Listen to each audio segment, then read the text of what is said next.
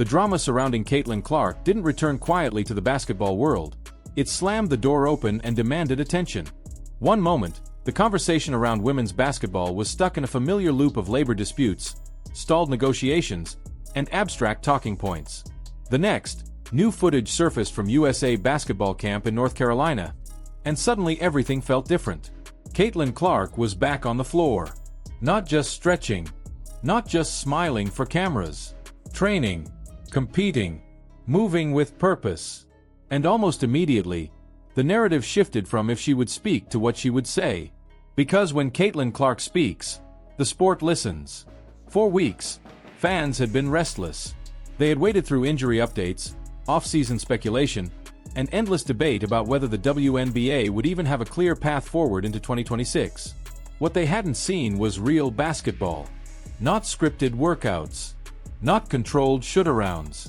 Not social media clips designed to keep engagement alive while the real product remained on pause. They wanted competition. They wanted intensity. They wanted the sport itself. And now, at USA Camp, they finally got a glimpse of it again, and it was enough to remind everyone what had been missing. But the footage alone wasn't what made this moment explosive. It was what followed. Standing in front of microphones, surrounded by teammates and cameras, Caitlin Clark didn't deliver a rehearsed line. She didn't hide behind safe language. She didn't deflect responsibility or lean on vague solidarity. Instead, she did something almost unheard of in modern professional sports. She told the truth. Plainly, calmly, and without fear of who it might upset. She called out the WNBPA. Not with insults. Not with personal attacks. But with clarity so sharp it cut through months of confusion. She made it clear that the endless games being played behind closed doors were threatening the very future of women's basketball. She acknowledged that players deserve more pay, more respect, more long-term security. But she also made something else equally clear. None of that matters if the league doesn't play. This wasn't just another star weighing in. This was the league's most powerful voice saying what fans have been screaming into the void for months. Stop stalling. Stop posturing. Stop sacrificing the product in the name of leverage. Play basketball. And the timing couldn't have been more significant. The WNBA and the WNBPA had already dragged negotiations far past their original deadline. October 30th came and went. Then came extensions.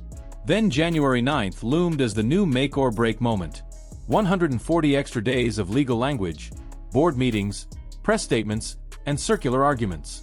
140 days where momentum slowly leaked away while fans waited to see if the league would capitalize on its biggest moment in history or quietly waste it.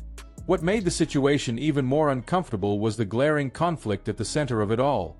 Members of the WNBPA board, players tasked with negotiating on behalf of the entire league, were simultaneously signing personal contracts with competing ventures.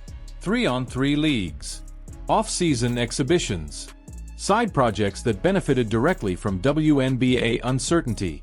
While the main league stalled, these alternatives thrived on attention, controversy, and scarcity. Caitlin Clark didn't need to name names. Everyone knew exactly who she was talking about. She stood there fresh off injury, barely back into competitive rhythm, and still understood the stakes better than anyone else in the room.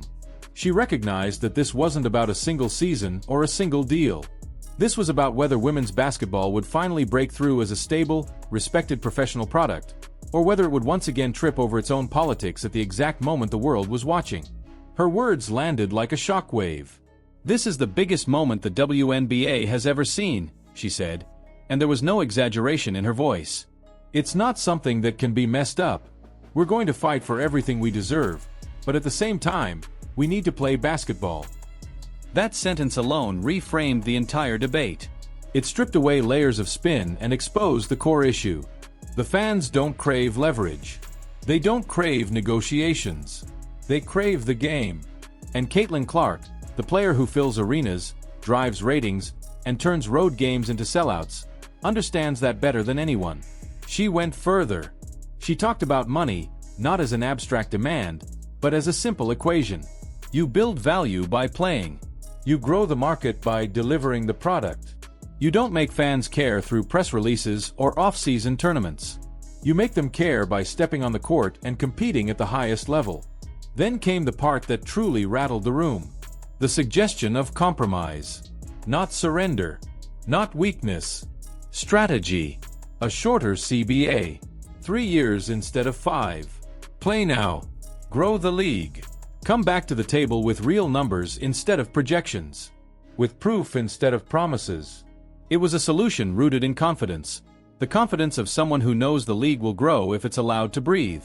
That's leadership.